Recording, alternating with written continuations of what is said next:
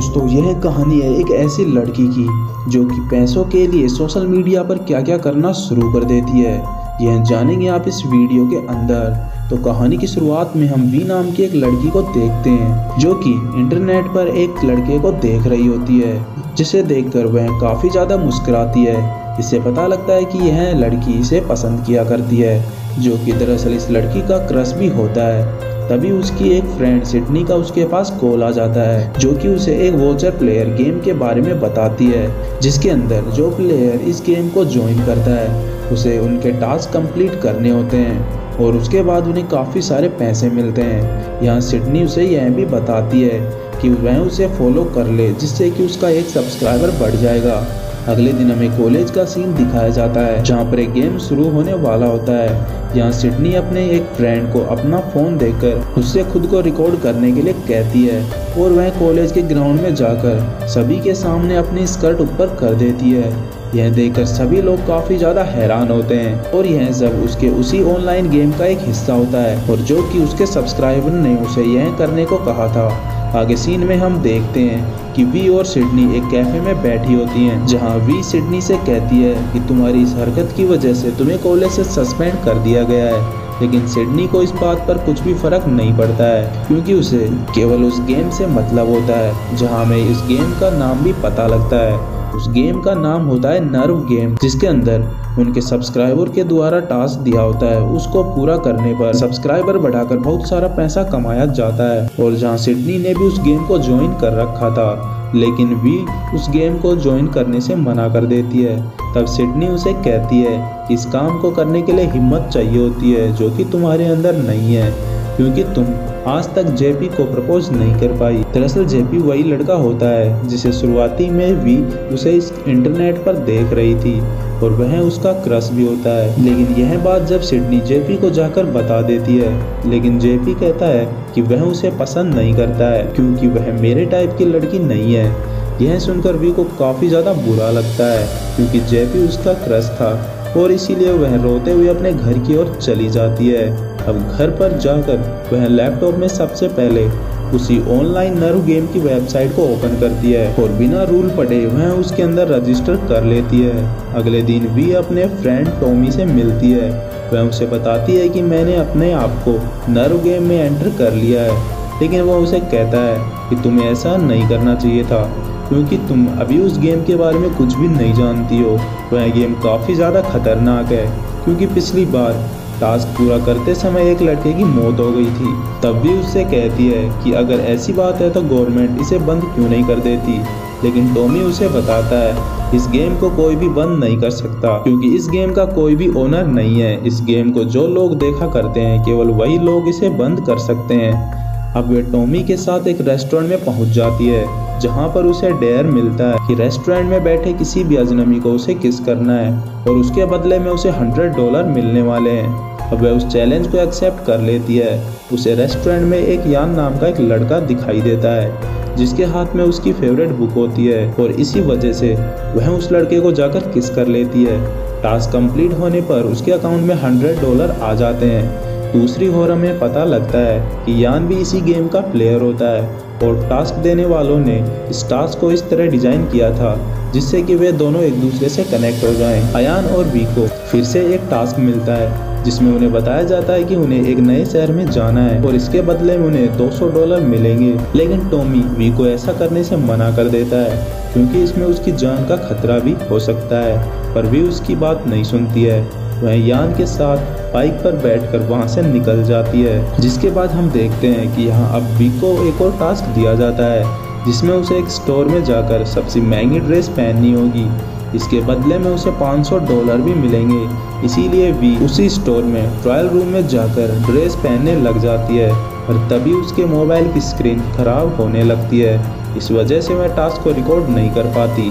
पर तभी वहाँ पर इयान अपना फ़ोन लेकर पहुँच जाता है और वह वी के टास्क को रिकॉर्ड कर लेता है, जिस वजह से वह नए कपड़े पहनते हैं। और इसका मतलब यह था कि इन दोनों को सेम टास्क मिला था। तब इनको बताया जाता है कि इन दोनों को उन कपड़ों को निकालकर बाहर जाना होगा, लेकिन जब वे अपने पुराने कपड़े देखते हैं तब वे उन्हें यहाँ पर गायब मिलते हैं। इसीलिए उन्हें अपने अंडरगारमेंट्स में ही बाहर जाना पड़ता है। जिससे सभी लोग उन्हें देखते रहते हैं। लेकिन इसके बाद वे दोनों इस टास्क को भी कंप्लीट कर लेते हैं और बाहर आते ही उनके महंगे कपड़े भी उन्हें मिल जाते हैं जो इनको पहनने के लिए कहा गया था।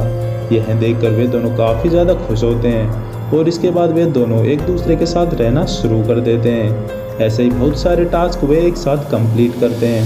दूसरी ओर टॉमी को वी की फिक्र होने लगती है, तो इसीलिए वह उसकी फ्रेंड सिडनी को कॉल कर उसके बारे में पूछने लगता है। लेकिन सिडनी को इसके बारे में कुछ भी नहीं पता था कि वी नर्व गेम में प्लेयर बन चुकी है। उसे यह बात टॉमी से पता चलती है, इसीलिए जब वह वेबसाइट में जाकर चेक करती है तो उसे पता लगता है कि वी के फॉलोअर उससे ज़्यादा हो चुके हैं। इस वजह से सिडनी अपनी ही फ्रेंड से जेलस फील करती है। दूसरी ओर टॉमी इस गेम की वेबसाइट पर जाकर यान के बारे में पता करने लग जाता है, तो उसे पता लगता है कि यान इस गेम का पहले प्लेयर रह चुका है। लेकिन जब उसका आखिरी टास्क था तब अचानक वह गायब हो गया था।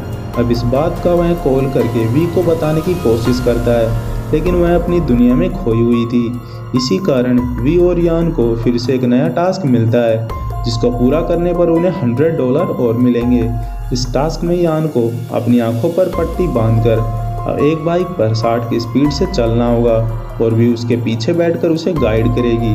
तभी एक टाई नाम का एक लड़का वहां आ जाता है, जो कि वी के हाथों में एक पट्टी देकर उसे चला जाता है और साथ ही वह उसे कहकर जाता है कि हम फाइनल में ज़रूर मिलेंगे। वी जब यान से उस लड़के के बारे में पूछती है तो वह उसे कहता है कि वह भी शायद एक कोई प्लेयर होगा। ये दोनों अपना टास्क पूरा करने के लिए बाइक पर बैठकर निकल जाते हैं। यान अपनी आंखों पर पट्टी बांधकर बाइक चला रहा होता है और पीछे बैठकर गाइड कर रही वी कई दुर्घटनाओं से बचाती है। उनकी बाइक का एक्सीडेंट होने से भी बच जाती है, लेकिन किसी तरह वी उसे आखिर तक पहुंच जाते हैं और इस तरह वे इस टास्क को भी कंप्लीट कर लेते हैं। उनको टास्क करते हुए बहुत सारे लोग देख रहे थे और इसमें सिडनी भी शामिल होती है। यह देखकर उसे बहुत ज़्यादा जलन होती है। अब यान और वी जब एक साथ होते हैं तो यान उससे पूछता है कि आखिर तुम्हारी बेस्ट फ्रेंड कौन है। तब वह उसे सिडनी की फ़ोटो दिखाती है, जिसे देखकर यान कहता है कि यह लड़की बहुत खूबसूरत है। लेकिन तब भी उसे कहती है कि यह बिल्कुल भी खूबसूरत नहीं है और ना ही इंटेलिजेंट है, यह एक बेवकूफ़ लड़की है। अब यह सारी बातें सिडनी और बाकी सब लोग भी सुन रहे होते हैं, जिस पर सिडनी को काफ़ी ज़्यादा गुस्सा आ जाता है। अब सिडनी एक पार्टी में होती है जहां पर उसे वह टास्क दिया जाता है जिसमें उसे एक बिल्डिंग से दूसरी बिल्डिंग पर एक सीढ़ी से जाना होगा। अब वो टास्क को कंप्लीट करने के लिए एक सीढ़ी पर चढ़ जाती है और जैसे ही दूसरी बिल्डिंग पर सीढ़ी से जाने लगती है, लेकिन बीच में जाकर वह जैसे ही नीचे देखती है तो उसे काफ़ी ज़्यादा डर लगता है और बीच में उसको टास्क छोड़ देती है। अब सिडनी की तरह और बहुत सारे प्लेयर अपने अपने टास्क कंप्लीट करते हैं, लेकिन कई लोग होते हैं जो अपने टास्क को कंप्लीट नहीं कर पाते हैं। जिसके बाद वी यान के साथ पार्टी में पहुंच जाती है। वहां पर सिडनी भी होती है, लेकिन सिडनी वी के ऊपर काफ़ी ज़्यादा गुस्सा करने लगती है क्योंकि वी और यान की सारी बातें उसे पता चल चुकी थी। लेकिन वी इस बात से काफ़ी हैरान थी कि आखिर में उसे इस बारे में किसने बताया है। तभी वी को एक नया टास्क मिलता है जिसे सिडनी कंप्लीट नहीं कर पाई थी, इसीलिए वी को वह टास्क कंप्लीट करना होता है। जिसके बाद वी उसे बड़ी आसानी से सीढ़ियों पर चलते हुए दूसरी बिल्डिंग पर पहुंच जाती है। यहाँ पहुंचने पर उसे टॉमी मिलता है, जो कि उसे बताता है कि यान इस गेम का प्लेयर रह चुका है और उसे यह भी बताता है कि जिस समय वह सिडनी के बारे में बता रही थी उसने उसकी बातों को लाइव चला दिया था, जिस वजह से उसकी बात सभी सुन रहे थे। यह सुनकर वी को बहुत ज़्यादा गुस्सा आ जाता है, इसीलिए वह पुलिस के पास जाकर उस गेम के बारे में उन्हें बताने लगती है। लेकिन पुलिस को उनकी बातों पर यकीन नहीं होता है। अब तभी वी के पास टाई आ जाता है और उसे बेहोश कर देता है। लेकिन जब वी की आँख खुलती है तो वह खुद को एक कंटेनर के अंदर पाती है।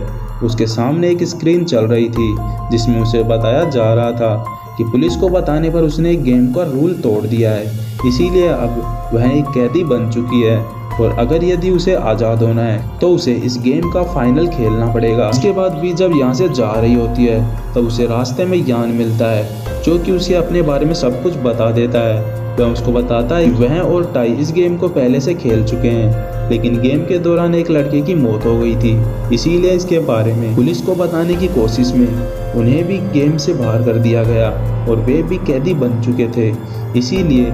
और साथ ही उसकी बहन की प्राइवेट फ़ोटो भी लीक हो गई। उसके पिता की नौकरी भी चली गई। इस वजह से कोई नॉर्मल प्लेयर इस गेम को कभी भी छोड़ सकता है, बस उसको पैसे नहीं मिलेंगे। लेकिन कैदी बनने के बाद हमें इस गेम के फाइनल टास्क को कंप्लीट करना पड़ेगा और उसे जीतना भी होगा। यान को एक टास्क मिलता है जिसमें उसे सबसे ऊंचे टावर पर जाकर 5 सेकंड तक उस पर लटकना होगा। क्योंकि यान भी एक कैदी था, इसीलिए मजबूरी में उसे यह टास्क कंप्लीट करना पड़ता है और वह टास्क को कंप्लीट भी कर लेता है। वी से मिलने के लिए टॉमी और सिडनी आते हैं। यहाँ वी उन्हें सारी सच्चाई बता देती है और वे वापस एक दूसरे के दोस्त बन जाते हैं। यहाँ पर वे उन दोनों के साथ नर्व गेम को बंद करने की प्लानिंग करते हैं और वह उनसे कहती है कि इस गेम को वॉचर चला रहे हैं, इसीलिए किसी भी वॉचर की आइडेंटिटी के बारे में कोई भी नहीं जानता है। लेकिन अगर वे किसी हैकर की हेल्प लेकर सबकी आइडेंटिटी रिवील कर सकते हैं, जिस वजह से यह गेम बंद किया जा सकता है। अब टॉमी और सिडनी हैकर के पास जाकर ऐसा करने की कोशिश करते हैं, लेकिन हैकर उन्हें बताता है कि ऐसा करने से पहले सभी वॉचर्स के पास एक रिक्वेस्ट जाएगी। अगर सभी वॉचर्स उस रिक्वेस्ट को एक्सेप्ट कर लेते हैं तो सबकी आइडेंटिटी का पता चल सकता है। तभी दूसरी ओर हमें वी और यान को दिखाया जाता है जो कि फाइनल में पहुंच चुके होते हैं। उन दोनों के हाथ में एक गन होती है और इस गन से जो भी पहले शूट करेगा वही इस गेम को जीत पाएगा। वी ऐसा करने से मना कर देती है और वह कैदी बनकर ही जीने का फैसला करती है। तभी वहाँ पर टाई आ जाता है और वह वॉचर से कहता है कि वी की जगह वह इस गेम को पूरा करेगा। वह यान के ऊपर गोली चलाने वाला था।